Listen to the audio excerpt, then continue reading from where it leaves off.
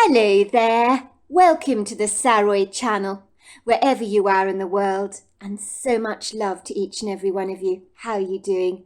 I do hope you're doing remarkably well. I'm doing great, thank you very much, and I'm so delighted to be back with you all again, and it's just fabulous to share these stories. It really brings a spring back into my step to know that I can share them with you, and there is nothing, as I always keep saying to you, nothing that beats a good story. And we have a fabulous story for you tonight that you're really going to love. And let's get started with tonight's story. Dear Sarah and all your listeners, we all have years that stand out in our lives above other years.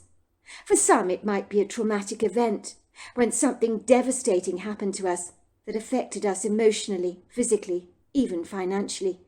We may have lost a loved one tragically in a fortuitous event, like a car accident, or after a long, insufferable illness, where we were not left unblemished by its harrowing effects on our lives, or the grievous sense of loss their death so clearly inflicted upon us. We may personally have faced the dark night of the soul in our own lives, when we were forced to confront our greatest fears, whatever they may be. It could be a year when something wonderful happened to us. A baby was born, perhaps, after a longing was finally fulfilled. Or perhaps we went abroad and had an unforgettable holiday that made every other holiday we had previously enjoyed look insipid by comparison. It'll always be those indelible events that may highlight certain years of our lives above others for us, as having impacted us the most, not necessarily in a good way. This is why some years sail past us so smoothly, like a serene boat on the ocean, without a dark thundercloud in sight, and with perfect weather conditions that barely even graze the sails, provoking no complications to arise or challenges to be overcome. Let's just say those are the ambiguous, non-distinct years that may fade with time, like a pair of old jeans that have been through the washing cycle too many times, and are not so easily remembered. You may look back on those seamless years and say, "What did I do in 1991? And you probably won't remember very much. That was what it was like for me regarding many years of my life, when nothing really stands out to grab my attention. Ostensibly, if the year was dreadful, I'd lightly bury it away, as so much of us do, and try to forget that it ever happened. But that is easier said than done, as most of us well know. I speak from experience. In truth, we will never forget the most awful things that happened in our lives. Let's just say anything dramatic that rudely bludgeons its way into our lives like a fortuitous wrecking ball, regretfully stays with us indefinitely, even in our bodies on a cellular level, where the memory is recorded for all time's sake, whether we know it or not. When my brother Stephen was only 10 years old, for example, he played with 2 older boys on our farm, and together they ingeniously made a petrol bomb with disastrous consequences, where all 3 boys very luckily escaped with their lives. My brother fared the worst, which thankfully wasn't too badly. I hasten to say the indelible scars of that incident are left on the underside of his right arm. Over the years, people tirelessly ask him, "Where did you get that scar from?" He has to tell them about a moment of complete stupidity he would rarely rather forget all about.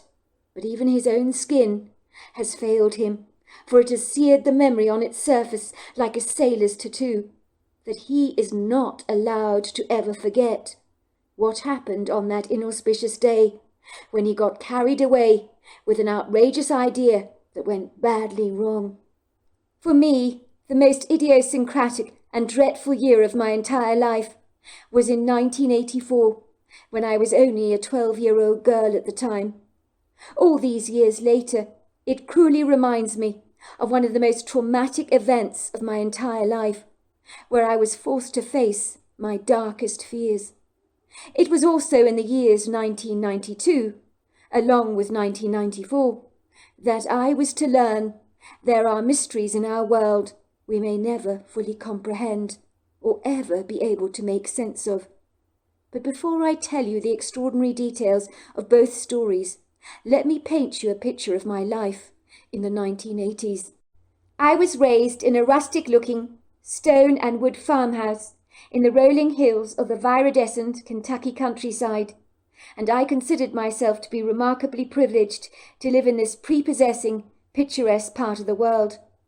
I grew up under the spirited, boyish example of my brother Stephen, who was 2 years older than myself, who made me forget I was a girl. I guess you could say I wasn't exposed to many feminine influences in my young life, so I didn't even know how to behave like a girl. Well, not really. Even our 2 rust-coloured Rhodesian ridgebacks, Junior and Max, and our 1-legged marmalade cat, Golly, were all boys. Suffice to say, my mother was not a feminine role model in my life. She liked to rough it quite a lot. She never wore pretty dresses, or ever looked elegant a day in her life. I doubt she ever owned a dress. I think she had no desire to be a girly girl, and had been a perennial tomboy all her life, which I was fast becoming myself, not through any wilful choice of my own, but by the persuasively dominant influences of an all-masculine household, where estrogen was in short supply. My mother wore ripped jeans every day of her life, long before they ever came into fashion, heavy boots and men's plaid shirts. She never bothered about her blonde hair, that hung around her face limply in an unflattering messy curtain, that she would cack-handedly trim once in a while herself. I doubt she ever visited a hair salon in her entire life. And as for her nails, they were kept sensibly short, and at the end of the day, when she scrubbed them clean, they were filled with the honest dirt of a day spent labouring on our farm. My mother loved to work all day in the fields with my father, like the women in China do daily, as they dutifully attend to their rice paddies. Her heavily bronzed skin was old before its time, from being overexposed to the sun, and from never bothering to wear block-out. Her weathered leathery hands were tough and calloused, but I loved her hands, because they lovingly tucked me into bed every night, reading me a bedtime story, and devotedly prepared our meals every day. My mother was a superb cook, efficiently preparing us hearty fare, delicious pot roasts with vegetables, and sumptuous steamed puddings. My mother's mother had grown up in Ireland, so her Irish recipes, namely potato dishes and sticky sweet steamed puddings, were an intricate part of our daily lives. My father was a man of very few words. He never told us he loved us, as that was not his way, but we knew he unquestionably did, by his generous actions, as he would have done anything for us. Let's just say he was an awesome provider, ensuring that the family wanted for nothing. Never once in my life did I ever hear my father grumble or complain about anything, or raise his voice to us. If my father was remotely angry, his face would go decidedly pale, his lips would tremble, and he would very politely say, "I'm a bit disappointed," ostensibly if me or my brother had misbehaved. After my father had politely expressed his indignation, that would be the end of the matter. My father never held resentment or grudges. All that would be alien to him. The subject of his discord was never brought up again, or rubbed in our face. It had been long since forgotten. Even when my brother made that petrol bomb, my father simply said, "Don't do that again, son." And that was that. His words, although few, were very powerful in our lives. People called my father Jack, although his real name was Jackson. He was a man's man, built like an ox, with a powerful rock-hard body that he gleaned from a great deal of hard work managing the farm. I think if he was to see people working out in a gym today, he would consider that wasted energy that could have been expended far more usefully, doing something productive, like chopping firewood or digging up a field, where you can acquire the same physical results. I think the seeds of my story really began to take root 2 years before 1984, when I was only 10 years old. That was when my mother's beloved older sister Veronica came to stay with us for a week on the farm. She had told my mother that if my mother was not going to visit her in Boston, then she'd come to stay with us in Kentucky. I think she more or less invited herself to stay at our farm. "We can't be strangers, sis. Not any longer," she exclaimed. "If I don't visit you, it'll be years before I see you again. and I simply must meet my niece and nephew. It's ridiculous we haven't got together for so long. You are all the family I've got, and I've missed you so much."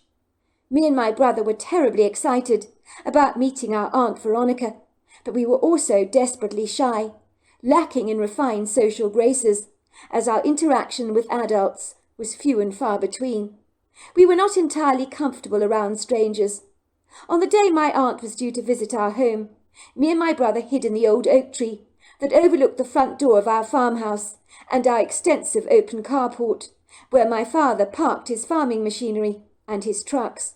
I have no idea how long me and my brother hid in that tree, waiting in earnest with our binoculars at the ready for our aunt to arrive. It was common for us to climb trees, to run across the countryside in our bare feet, to ride our mountain bicycles, and even our horses bareback. I knew no different way of life. If you had seen me back then, you would have likely mistaken me for a boy, and a wild one at that. It would have only been my long blonde hair that would have assured you that I was not. "When is Aunt Veronica coming?" I whispered to my brother. "She's taking so long." I felt frustrated, hanging around in the tree branches indefinitely, as patience was not one of my virtues, whereas my brother, he could have sat up on the tree all day, and waited and waited. He had the self-discipline of a yogi.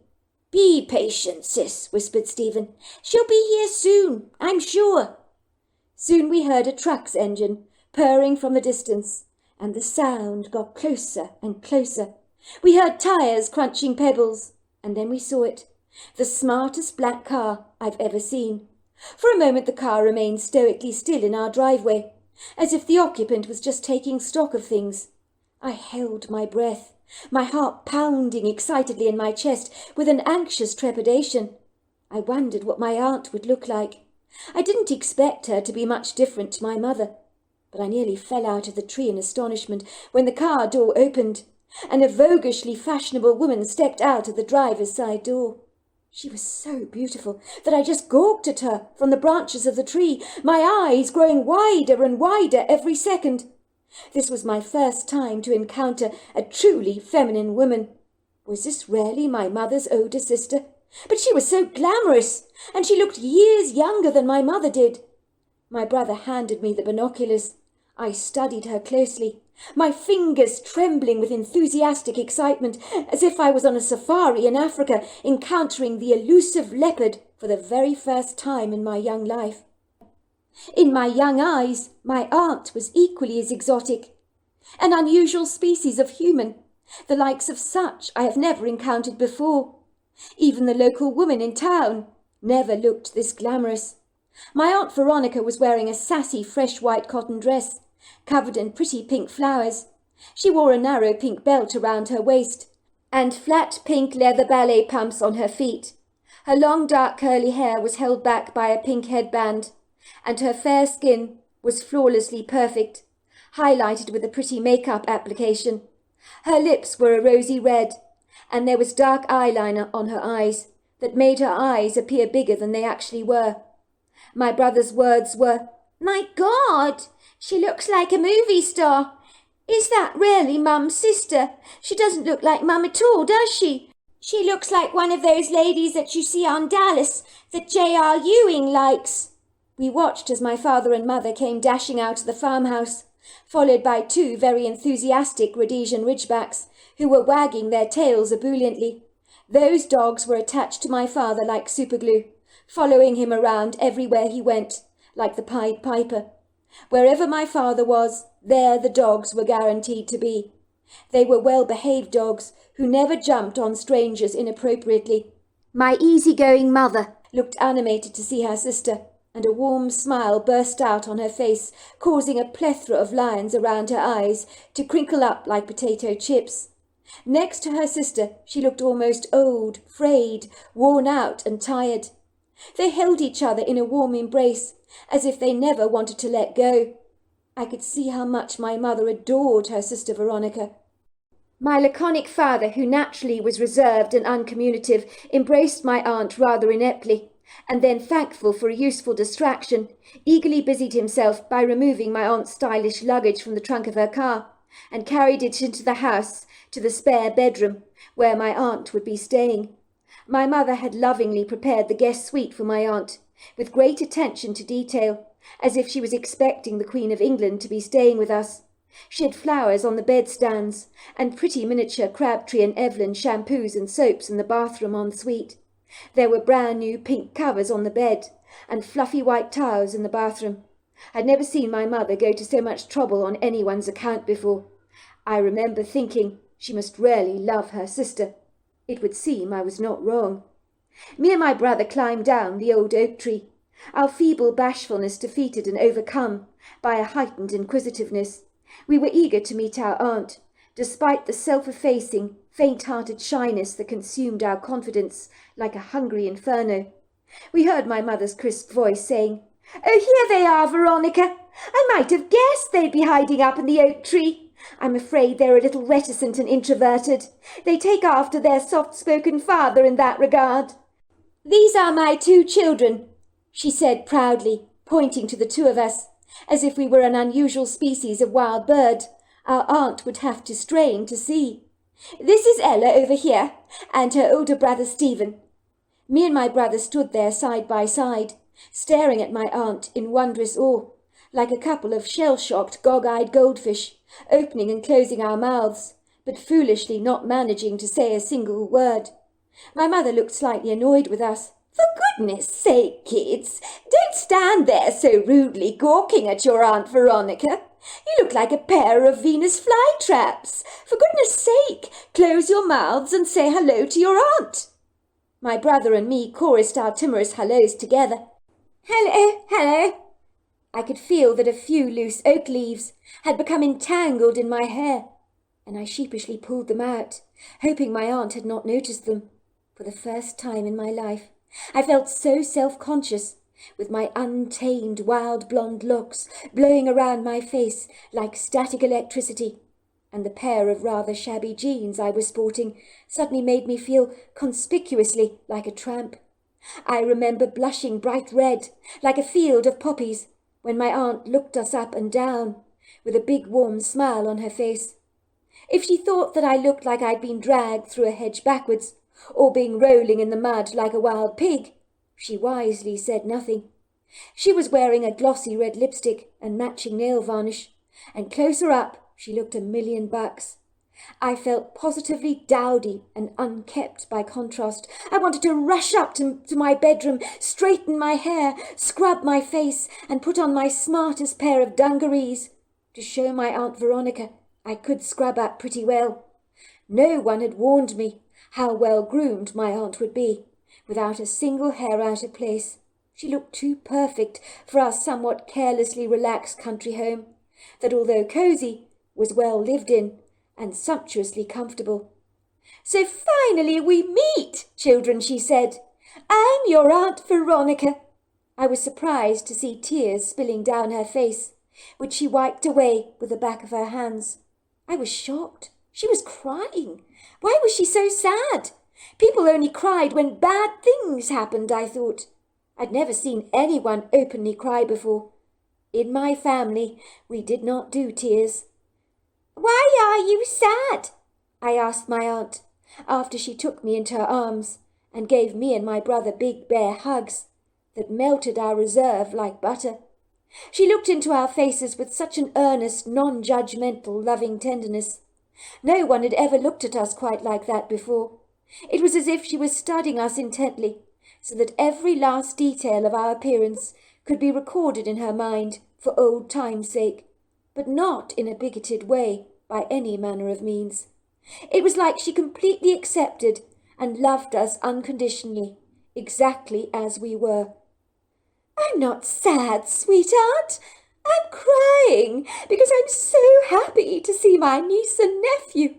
You have no idea how much I have longed for this special moment. I knew if I didn't come and stay with you all, I might not get to see you until you were very much older, and that would be such a dreadful shame.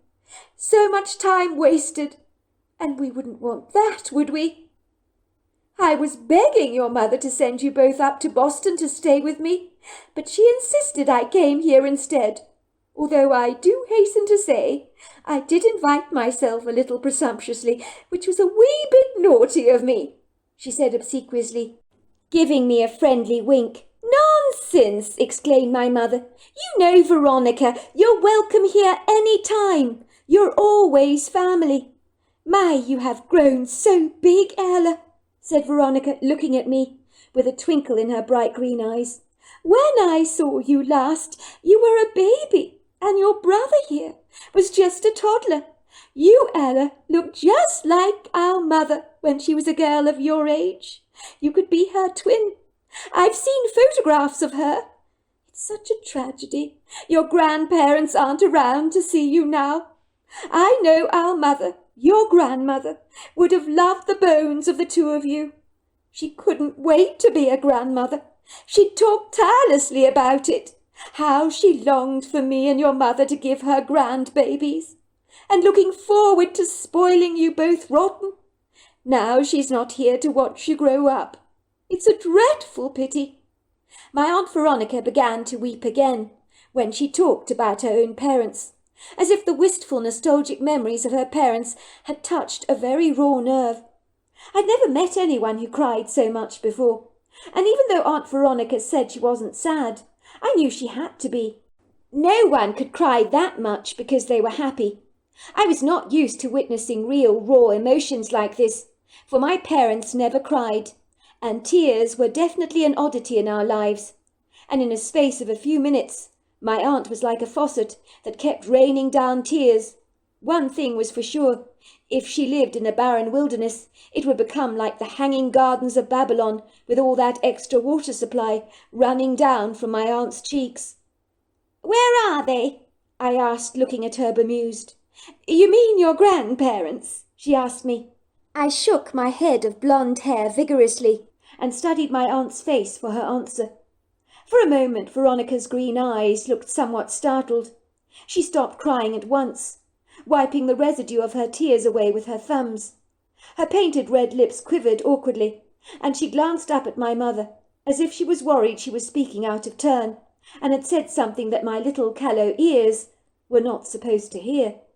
My mother gave her an encouraging nod, to reassure her she could talk to us about anything, as in our household we kept no clandestine secrets from each other. Our lives were most usually an open book. "Your grandparents, I'm sure your mother has told you before. Well, maybe you forgot. Well, they died in a car accident before you were born. I was the lucky one. I survived that nasty crash." "Oh," I said, "I forgot they died. Why did you not get hurt if you were in the same car with them?" "Well, you see, the car went plunging into a tree. The front of their car was very badly damaged. I was in the back seat. I was lucky. Yes, I did get injured badly, but I was fortunate to survive that accident after several lengthy surgeries. I had what they called a radical hysterectomy. Do you know what that is?" I shook my head.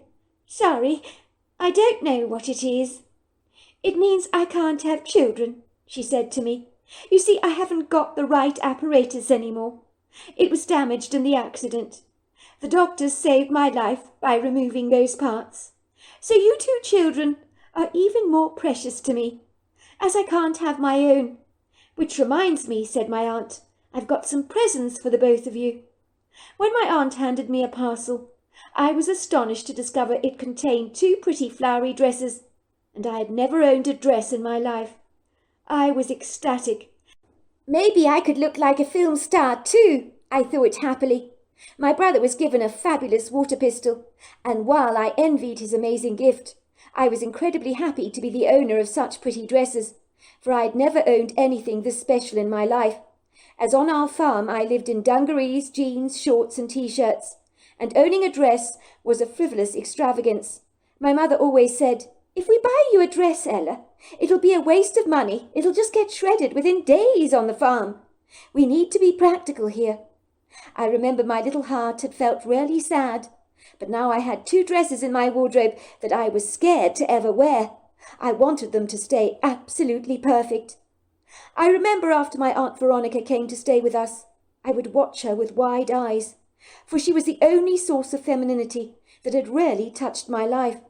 I would observe her graceful movements, the way she reapplied the glossy red colour to her lips, the way she smiled so prettily and tossed her hair when she laughed. Granted, I'd seen women at church, dressed to the nines, wearing their Sunday best, but my aunt, she was different. She didn't even own a single pair of jeans, and practicality of any kind was flung to the wayside if in any way it compromised her femininity. Veronica was the complete antithesis of my mother, but despite their remarkable differences, she and my mother were incredibly close. While Aunt Veronica was around, I didn't play with my brother so much, which annoyed him greatly. While he understood I found my aunt like a refreshing pretty painting I wanted to study all day long, he thought that I would soon become bored of staring at her. "Right, I get you think Aunt Veronica is pretty and that, and she wears nice clothes, but why don't we go and play? Surely you don't want to hang around her all day, when we could be having fun playing cops and robbers or messing around in the stables. But I like to watch Aunt Veronica. You do know it's rude to stare, sis." "I'm not staring," I insisted. "You are, sis. You stare at her all the time. I see you staring." My brother gave me a disparaging look and stormed off indignantly. In the beginning he'd been beguiled by my aunt, but the shine soon wore off for him, and he wanted to get back to roughing it in the countryside, and was not best pleased by my fixation on my Aunt Veronica, as he didn't enjoy playing his outdoor games solo, and felt as if I had abandoned him for an adult, which was nonsensical to him. The trouble was that my Aunt Veronica never became boring to me, not once. I studied her with an intense curiosity. I'd sit down at the breakfast nook, while my mother was bustling around the kitchen, stirring away at a bubbling pot of homemade jam, while listening to my aunt talk. My aunt had a beautiful voice. I'd hang on to her every word. It was hard to take my eyes off her, as even her eloquent, crisp way she communicated grabbed my attention with the allure of an actress at a theatre that captivates an entire audience. She was like a fabulous butterfly in the meadow. I'd never met anyone quite like her before. I often chased butterflies in the alpine meadow, while the horses frolicked in the field. They were so pretty. I'd let them perch on the back of my hand, as I was bedazzled by their exquisite, beautiful wings, and then I'd watch them fly away, bobbing from one pretty flower to the next, dancing like ethereal fairies. My aunt had that kind of mesmerizing effect on me, like a pop star might have on their fans. In my small little sheltered world, my aunt was like a rock star to me, a role model of whose lead I would like to surely follow. I hoped that one day I might look as elegant as she did. "So how are things going with you and Alf?" my mother asked her. I knew that Aunt Veronica had met a handsome man about 1.5 years ago, as my mother had spoken of it often enough to me and my brother. So we were well versed in the subject of my aunt's love life, that over the years had been a roller coaster of adventure. We knew she had phoned my mother in the middle of the night once, only hours after meeting Alf McAllister, declaring that she had found the quintessential love of her life, the man she would be certain to marry. Well, that's what she told my mother. "Oh, sis, you'll never believe what's happened," she had said to my mother, who had thought that my sister was about to impart some devastating news. Nothing good ever came from those late-night calls, so my mother trembled with fear when she took that phone call. "Is everything all right, Veronica?" my mother had asked, unable to disguise the rising angst in her voice. Had her sister had an accident? Was she in hospital? Had something terrible happened? All these agonizing, troublesome thoughts whirled around in my mother's head as she took the call, while the palms of her hands sweated in apprehension. "Oh, everything is just wonderful, sis," Veronica had said nonchalantly. "Couldn't be better as it happens." "Veronica, you gave me the hell of a shock, phoning me at this god-awful hour. You do realise it's past midnight," my mother had grumbled. I know, sis, but I can't keep this in. I was bursting to tell you my phenomenal news. I do believe I've met my knight in shining armour. Oh, he's gorgeous, sis. Dark hair, the body of a Greek god, and eyes that are like deep pools of melted chocolate that I could actually eat. He is perfect, sis, and he oozes charm, like honey over a waffle. I think I'm head over heels in love with him, sis. His name is Angus McAllister, and he is the epitome of a refined gentleman. Glad to hear it, Veronica, my mother had replied gingerly. Veronica could be so impulsive, always had been as a girl. Nothing had changed in that regard. Even though she was the older sister, my mother had been the one who had assumed that role, as my mother was so grounded with her feet firmly on the ground, while Veronica, like a butterfly, seemed to always be airborne, a little flighty perhaps. She needed to be brought back down to earth, or be tethered to her mooring place like a frisky houseboat. Look, sis, I don't want you to get your hopes up. You've only just met this man, my mother had told Aunt Veronica. Just take things slowly, that's my advice, one step at a time. See where it goes. You know what happened last time you thought you met the one? It all went pear-shaped. I know, sis, but this is different. Alf, he's perfect. He's so perfect. Suffice to say, the relationship had blossomed, and it seemed very likely that Veronica and Alf would tie the knot. But one big obstacle lay between them, like a lonely island in the Pacific, an obstacle that Veronica had been afraid to broach with her boyfriend, for fear of losing him, and that was her inability to have children. This was a secret she held tightly to her chest, that she was unwilling to divulge to any of her suitors. My mother's abrupt, unexpected question about her sister's relationship with Alf had provoked Veronica to tears that spilled down her face unapologetically. My mother quickly handed her a box of tissues, which Veronica snatched from her, gratefully blowing her nose hard. Don't upset yourself, Veronica. Nothing can be that bad, surely. The last time I spoke to you, you were convinced Alf was going to pop the question to you. What's happened between then and now? Oh, you must excuse me, sis. What am I like? You must think I'm a big baby.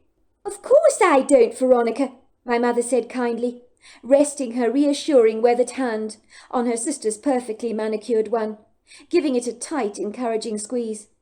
My mother had stopped bustling around the kitchen and had seated herself down next to me, opposite her sister, at the breakfast nook. She stared at her sister intently, with very troubled eyes. My mother always used to say that the only family she had left was Veronica, so her relationship with her sister meant the world to her. My mother seemed to become very protective over Veronica when she was upset, fussing around her like a mother hen, and now was no different. So tell me, what went wrong with you and Alf? I thought it was written in the stars that the two of you would ultimately get married. What the hell happened? You never told me anything. We split up after he proposed to me. That was 3 days ago, before I was due to visit you. I was meaning to tell you, but I was just too upset, said Veronica, bursting into tears. Calm down, Veronica. Don't cry. Why would Alf callously jilt you after proposing to you? I thought the two of you were hopelessly in love. What could have gone so badly wrong to mess it up like this? Well, I told him that I couldn't have children, Veronica blurted out. You should have seen him, sis. His face, oh, it went as white as a sheet. He grew very grave. I knew in that moment it was over between us, that I'd lost him. I think my inability to have children is a deal-breaker for him. But I don't understand, Veronica. Did you not tell him long ago about your hysterectomy? I thought you told me he was fine about it, and you had discussed it intently with him. I lied, sis. I lied. I know it was wrong. You kept telling me to broach the subject, and you told me I needed to be upfront about my issue. But I was so terrified if I told him the truth, he'd leave me. I meant to tell him, but every time I came close to telling him, I lost my nerve, and I simply panicked. I was sure he'd bolt out of my life like a stallion from a stable. I just never got around to telling him the truth. I was afraid it would completely destroy what we had together. You see, having children is so important to Alf. He kept talking about how he looked forward to having children one day. I didn't have the heart to tell him that I could never have kids. But when he proposed to me, I knew I had to be honest with him. I didn't want to get married with a great lie between us. That's no way to start a married life. I just didn't expect him to react so adversely, as if I'd cheated on him. What did he say when you told him this? I imagine it must have come as a shock, my mother asked her sister tenderly. He was so angry with me for not telling him a long time ago. He said that our relationship was over and had been based on a lie, and he didn't want to marry me anymore. He told me I was treacherously deceitful. Veronica began to sob. Please don't cry, Aunt Veronica. I don't want you to be sad, I said to her. You're so sweet, Ella, said my aunt. You're such a sensitive little girl for one so young. But I brought this on myself. I was a complete and total coward. I don't think that this is the train smash that you think it is, sis, my mother said. You need to give Alf time. Come around to the fact that you cannot have his biological children. That can be very hard for a man to accept, you know. It must have come as a dreadful shock to him to hear about your plight. I warned you, sis, from the very beginning to be upfront and honest with him. Alf loves you. My bet is he will not be able to envisage his life without you. There are other ways childless couples can have children, you know. There's adoption, for example. I believe adopting children is not much more different to having your own. But you don't understand, sis. I think Alf feels I betrayed his trust. And he's right, I did. I know he's right. I don't think he can ever forgive me for this, and I don't blame him. Trust is a big deal for him. Having children of his own that are biologically his is also significantly important to him, and I have to respect him for that. Veronica, we need to talk about this later. I've got to get going. I've got some work to do in the fields, said my mother, drying her hands with a kitchen towel. But Ella, why don't you take your Aunt Veronica into the wood grove? It'll cheer her up. Oh, I'm not sure it's a good idea. I'm not exactly very athletic. Besides, I'm not kitted out to walk in the woods. Look at my clothes. I don't even own a pair of walking shoes. Oh, go on, Veronica. It'll do you good, said my mother. And I've got a pair of walking boots that should fit you just fine. Me and my mother managed to successfully talk Veronica into taking a casual stroll with me into the wood grove. We had no idea where my brother was, but I was actually pleased he was not around to interfere with our fun. So there we are. That's the end of part 1. Part 2 is tomorrow night, and make sure you don't miss it because there are 3 very exciting encounters. One that is absolutely terrifying, which completely changed Ella's life, and it is an incredible tale. So don't forget to tune in. So until then, goodbye and good night.